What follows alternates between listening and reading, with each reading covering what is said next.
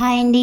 ఈ వీడియోలో నేను మహాలయ అమావాస్య అంటే ఏంటి, పితరులకు శ్రాద్ధం ఎలా ఎప్పుడు అర్పించాలి, మహాలయ అమావాస్య రోజున తర్పణం వదలాలా, ఎవరు చేయాలి, ఎందుకు చేయాలి, పితృదేవతలకి ఈ మహాలయ అమావాస్య అంటే ఎందుకు అంత ఇష్టం అనే వివరాలను ఈ వీడియోలో నేను చెప్తాను. Please watch till end.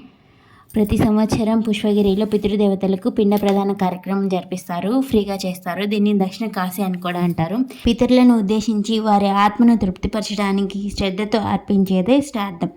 ఆత్మ శరీరాన్ని వదిలి వెళ్ళలేక దాని సూక్ష్మాతి సూక్ష్మ అంశం అటు ఇటు తిరుగుతూ ఉంటుంది.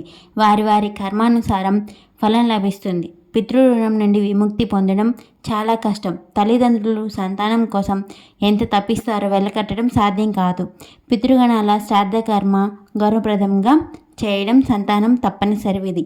శ్రాద్ధకాలం ప్రారంభమైంది అని తెలియగానే పితృదేవతలు తమ తమ వారిని స్మరించుకుంటూ మనోమాయ రూపంలో శ్రాద్ధ స్థలం చేరుకుంటారు. సూర్యుడు కన్యరాశిలో ప్రవేశించగానే పితరులు తమ పుత్రపౌత్రుల దగ్గరికి వస్తారు అని చెప్పబడింది. మహాలయ అమావాస్య నాడు వారు తమ సంతతి ద్వారం దగ్గరే నిలబడి ఉంటారు. ఆ రోజు వారికి శ్రాద్ధ కర్మ నిర్వహించకపోతే దీవెనలకు బదులుగా శపించి వెళ్ళిపోతారు అని పెద్దలు అంటారు. భాద్రపద మాసంలో కృష్ణపక్షంని మొత్తాన్ని కూడా మహాలయ పక్షం అంటారు. ఈ పక్షమున అన్ని వర్గముల వారు తమ పెద్దలు మరణించిన తిథిని బట్టి ఆయా తిథులలో తర్పణ శ్రాద్ధ కర్మలు చేస్తారు. ఉత్తరాయణం దేవతల కాలం కనుక ఉత్తమ కాలం అని, దక్షిణాయనం పితృకాలం కనుక అశుభకాలం అని మన పూర్వీకుల విశ్వాసం. ఈ మహాలయ అమావాస్య రోజు పితృదేవతలకు శ్రాద్ధం పెట్టాలి. ఇలా చేసిన వారి పితరులు సంవత్సరం వరకు సంతృప్తులు అగుదురు అని స్కాంద పురాణం నాగరకందమున ఉన్నది. నిజానికి ప్రతి మాసంలోనూ అమావాస్య వస్తుంది. అది పితరుల పుణ్యతిథిగా భావించబడినది. కానీ మహాలయ అమావాస్యకు విశేష ప్రాముఖ్యత ఉన్నది. ఈరోజు సమస్త పితృదేవతల విసర్జనం జరుగుతుంది. తమ పితరుల పుణ్యతిథి వివరాలు తెలియని వారు పితృపక్షంలో ఆ తిథి నాడు కారణవాసాన శ్రాద్ధం పెట్టలేని వారు మహాలయ అమావాస్య నాడు శ్రాద్ధం దానం తర్పణం చేస్తారు. ఎవరు శ్రాద్ధ విముఖులు కాకూడదు. శ్రాద్ధ మహిమను శాస్త్రాలు విస్తృతంగా పేర్కొన్నాయి.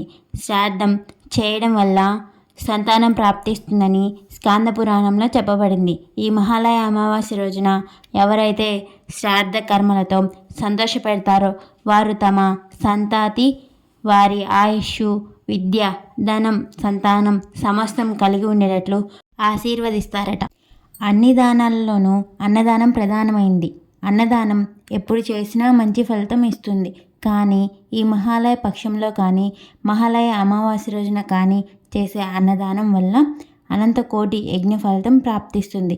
అమావాస్య నాడు శ్రాద్ధ కర్మలు చేస్తే వ్యక్తికి సమస్త లాభాలు కలిగి కోరికలు నెరవేరుతాయట. ప్రతి సంవత్సరం చేసే శ్రాద్ధం కన్నా అతి ముఖ్యమైన శ్రాద్ధాలు ఈ మహాలయ పక్షం. 15 రోజులు చేయలేని వారు ఒక్క మహాలయం అయినా చేసి తీరాలి.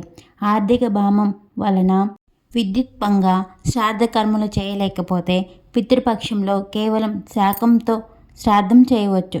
అది కూడా వీలు కాకపోతే గోవుకు గ్రాసం పెట్టవచ్చు.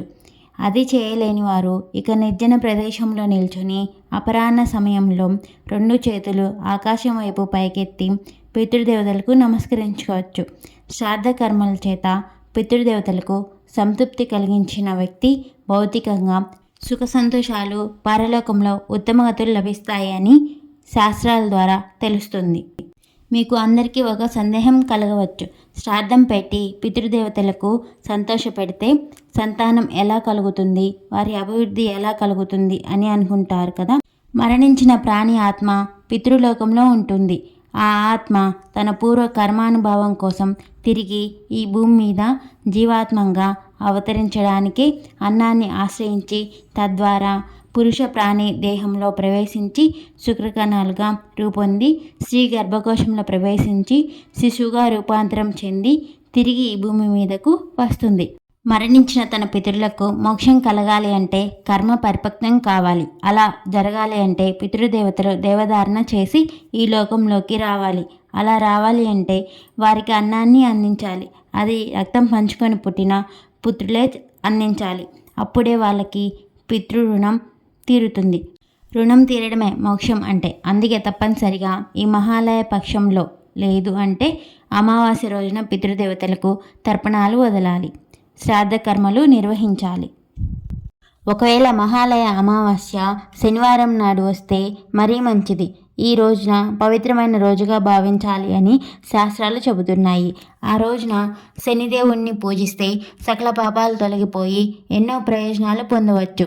అంతేకాదు ఆరోగ్యం, సంపద, శ్రేయస్సులు కలుగుతాయి. అలాగే ఈ అమావాస్య రోజున పుణ్యక్షేత్రం దర్శించి స్నానాలు చేసి యాగాలు చేసి ఉపవాసం ఉంటే పాపాలు అన్నింటి నుంచి కూడా ముక్తి పొందుతారు అని శాస్త్రం.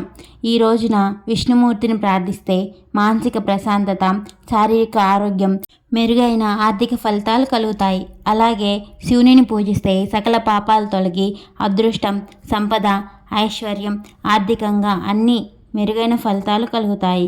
మీకు ఉన్న అన్ని దోషాలు పోవాలి అంటే ఈ రోజున నీటిని ప్రసాదించాలి. ఇక్కడ ముఖ్య గమనిక ఏంటి అంటే తల్లిదండ్రి ఉన్నవాళ్ళు పితృతర్పణం చేయాల్సిన అవసరం లేదు, వాళ్ళ తల్లిదండ్రులు చేయాల్సి ఉంటుంది.